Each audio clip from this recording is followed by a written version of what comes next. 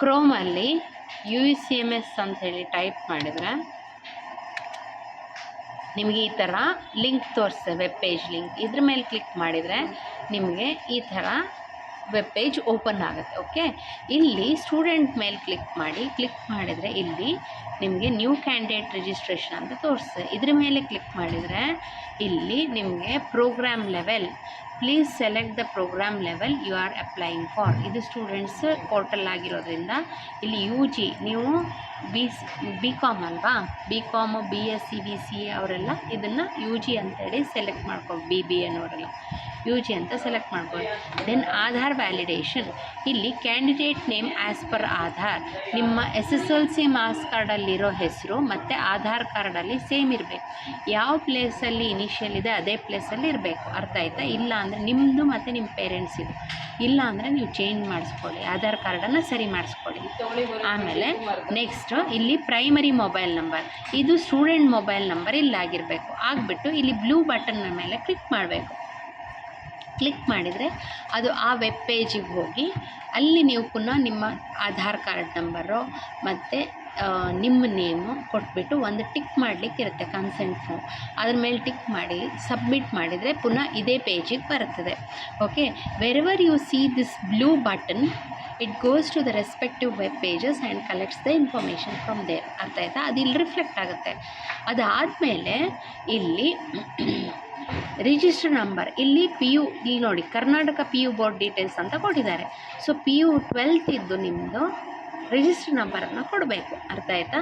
ಕೊಟ್ಬಿಟ್ಟು ಇಲ್ಲಿ MAR 2023 ಅಂತ ಎಟ್ ಪ್ರೆಸೆಂಟ್ ಇದೆ, ಆ್ಯಕ್ಚುಲಿ ಇದು 2024 ತೋರಿಸ್ಬೇಕು, ಆವಾಗ ನಿಮ್ಮ ಡೀಟೇಲ್ಸ್ ಹೆಚ್ಚಾಗುತ್ತೆ.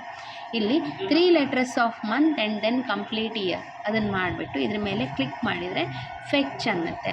ಅದೇನು ಮಾಡುತ್ತೆ, PU ಬೋರ್ಡ್ ವೆಬ್ಸೈಟಿಗೆ ಹೋಗಿ ಅಲ್ಲಿಂದ ಇನ್ಫಾರ್ಮೇಷನ್ ಕಲೆಕ್ಟ್ ಮಾಡುತ್ತೆ. ಲೈಕ್ ಯುವರ್ ಪೇರೆಂಟ್ಸ್ ನೇಮು, ನಿಮ್ಮ ಇದು ಡೇಟ್ ಆಫ್ ಬರ್ತು, ನಿಮ್ಮ ಜೆಂಡರು ಎಲ್ಲ ಇಲ್ಲಿ ಇದು ಮಾಡುತ್ತೆ, ರಿಫ್ಲೆಕ್ಟ್ ಮಾಡ್ತದೆ. ಅರ್ಥ ಆಯ್ತಾ? ಅಕಸ್ಮಾತ್ ಏನಾದರೂ ವೇರಿಯೇಷನ್ಸ್ ಇದ್ದರೆ, ಚೇಂಜಸ್ ಇದ್ದರೆ ಯು ಕ್ಯಾನ್ ಚೇಂಜ್ ಇಟ್. ಅರ್ಥ ಆಯ್ತಾ? But ensure that it should match with SSLC marks card. Then next is mail I, ಇಲ್ಲಿ ಪೇರೆಂಟ್ಸ್ ನಂಬರ್, ತಂದೆ ಮೊಬೈಲ್ ನಂಬರ್ ಎಸ್ಪೆಷಲಿ ಇಲ್ಲಿ ಕೊಡಬೇಕು. ಅಕಸ್ಮಾತ್ ತಂದೆ ಮೊಬೈಲ್ ನಂಬರ್ ಇಲ್ಲ ಅಂದಾಗ ಅಮ್ಮನ ನಂಬರ್ ಕೊಡ್ಬೋದು. ಆಮೇಲೆ ಇಲ್ಲಿ ಮೇಲ್ ಐ ಡಿ ನಿಮ್ಮ ಮೇಲ್ ಐ ಡಿನೇ ಕೊಡಿ ಇಲ್ಲಿ, ಯಾಕಂದರೆ ನಮಗಾಗಲಿ ಯೂನಿವರ್ಸಿಟಿನವ್ರಿಗಾಗಲಿ ಕಾಂಟ್ಯಾಕ್ಟ್ ಮಾಡಲಿಕ್ಕಿದ್ರೆ ಈ ಮೇಲ್ ಐ ಡಿನ ಯೂಸ್ ಮಾಡ್ತೀವಿ. ದೆನ್ ಇಲ್ಲಿ alternate mobile number, it can be your mother's mobile number or guardian's mobile number. Okay, then ಇಲ್ಲಿ ನೆಕ್ಸ್ಟ್ ಈಸ್ ಪರ್ಮನೆಂಟ್ ಅಡ್ರೆಸ್ಸಲ್ಲಿ you should give your house address. Okay, ಮನೆ ಅಡ್ರೆಸ್ಸನ್ನು ಕ್ಲಿಯರಾಗಿ ಮೆನ್ಷನ್ ಮಾಡಿ, including the door number and all.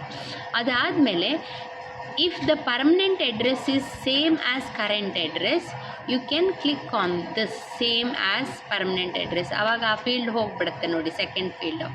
Then you should give a password.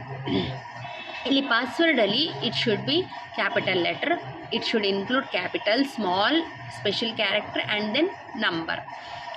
ಅರ್ಥ ಆಯ್ತಾ? Strong password ಕೊಡಬೇಕು. ಆಮೇಲೆ ಕನ್ಫರ್ಮ್ ಪಾಸ್ವರ್ಡ್, ಸೇಮ್ ಪಾಸ್ವರ್ಡನ್ನು ಇಲ್ಲಿ ಕೊಡಬೇಕು. ಅದಾದಮೇಲೆ ಈ click here for generate OTP. ನೀವು ಇದ್ರ ಮೇಲೆ ಕ್ಲಿಕ್ ಮಾಡಿದಾಗ, ಈ ಗ್ರೀನ್ ಬಟನ್ ಮೇಲೆ ಕ್ಲಿಕ್ ಮಾಡಿದಾಗ ನಿಮ್ಮ ಪ್ರೈಮರಿ ಮೊಬೈಲ್ ನಂಬರಿಗೆ ಮೆಸೇಜ್ ಬರುತ್ತೆ, OTP.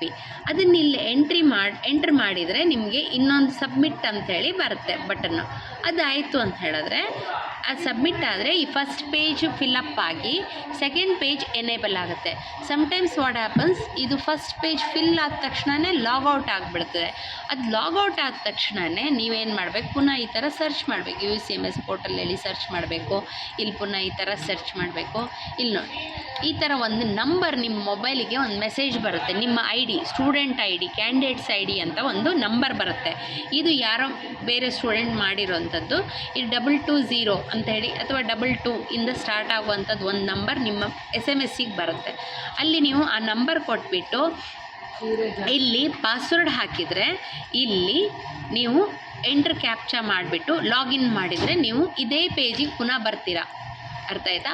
ಅಕಸ್ಮಾತ್ ನೀವು ಮೊಬೈಲಲ್ಲೇ ನೀವೆಲ್ಲ ಡೀಟೇಲ್ಸ್ ಅಪ್ಲೋಡ್ ಮಾಡ್ತಿರ್ತೀರಾ ಅಂದರೆ ಮೊಬೈಲಲ್ಲಿ ಕಾರ್ನರಲ್ಲಿ ನಿಮಗೆ ಈ ಥರ 3 ಡಾಟ್ಸ್ ಕಾಣಿಸ್ತದಲ್ವಾ, ಇದ್ರ ಮೇಲೆ ಕ್ಲಿಕ್ ಮಾಡಿದರೆ ನಿಮಗೆ ಡೆಸ್ಕ್ಟಾಪ್ ವ್ಯೂ ಅಂತ ಬರುತ್ತೆ. ಇದು ಡೆಸ್ಕ್ಟಾಪ್ ಆಗಿರೋದ್ರಿಂದ ಇದರಲ್ಲಿ ಬರಲ್ಲ. ಮೊಬೈಲಲ್ಲಾದರೆ ಡೆಸ್ಕ್ಟಾಪ್ ವ್ಯೂ ಅಂತ ಬರುತ್ತೆ. ಯಾಕೆ ಅದನ್ನು ಹೇಳ್ತಾ ಇದ್ದೀನಿ ಅಂತ ಹೇಳಿದ್ರೆ, ಇಲ್ಲಿ ಕ್ಯಾಪ್ಚಾ ಇದೆ ನೋಡಿ, ನಿಮ್ಗೆ ಅದು ಇಲ್ಲ ಅಂದರೆ ತೋರಿಸಲ್ಲ. If it is not in a desktop view it will not show you the captcha. So login failed ಅಂತ ಬರುತ್ತೆ. For that reason you should select desktop view there. ಅರ್ಥ ಆಯ್ತಾ? ಅದಾದಮೇಲೆ ಇಲ್ಲಿ ಬರ್ತಿರಲ್ವ, ಈ ಪೇಜಿಗೆ ರಿಫ್ಲೆಕ್ಟ್ ಆಗ್ತೀರಾ. ರಿಫ್ಲೆಕ್ಟ್ ಆದಾಗ you should upload the photo and signature here, category and special category, then quota details and previous education details. Here you should have a soft copy of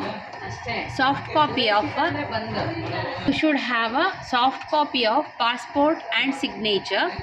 ಅರ್ಥ ಆಯ್ತಾ? ಒಂದು ವೈಟ್ ಶೀಟಲ್ಲಿ ಸೈನ್ ಮಾಡಿಬಿಟ್ಟು ಅದನ್ನು crop ಮಾಡಿಬಿಟ್ಟು upload ಮಾಡಿ.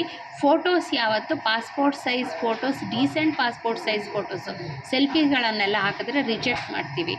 Because ಅದು mass ಕಾರ್ಡಲ್ಲಿ ಕೂಡ ಅದೇ ಥರ ರಿಫ್ಲೆಕ್ಟ್ ಆಗುತ್ತೆ. ಓಕೆ, ದೆನ್ ಕ್ಯಾಟಗರಿ, ಇದಿಷ್ಟನ್ನು ಮಾಡಿದ ಮೇಲೆ ಕ್ಯಾಟಗರಿ ಫೀಲ್ಡ್ ಎನೇಬಲ್ ಆಗುತ್ತೆ. ಈ ಪೇಜ್ ಎನೇಬಲ್ ಆಗುತ್ತೆ.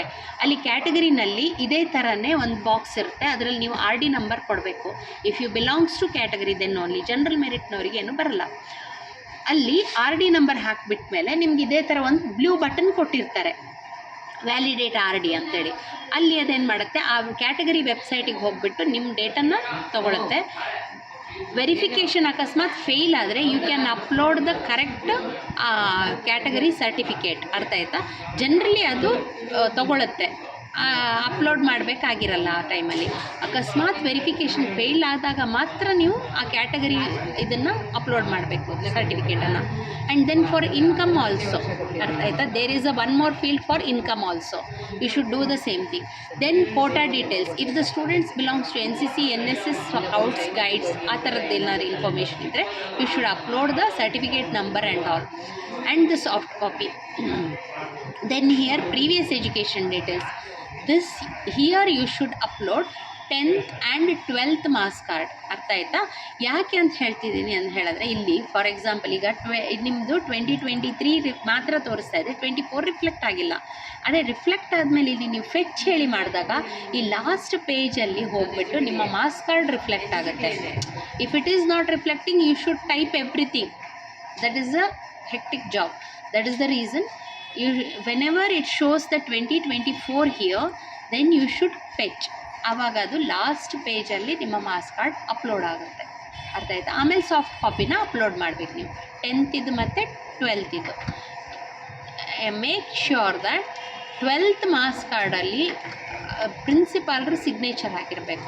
Seal and signature is compulsory.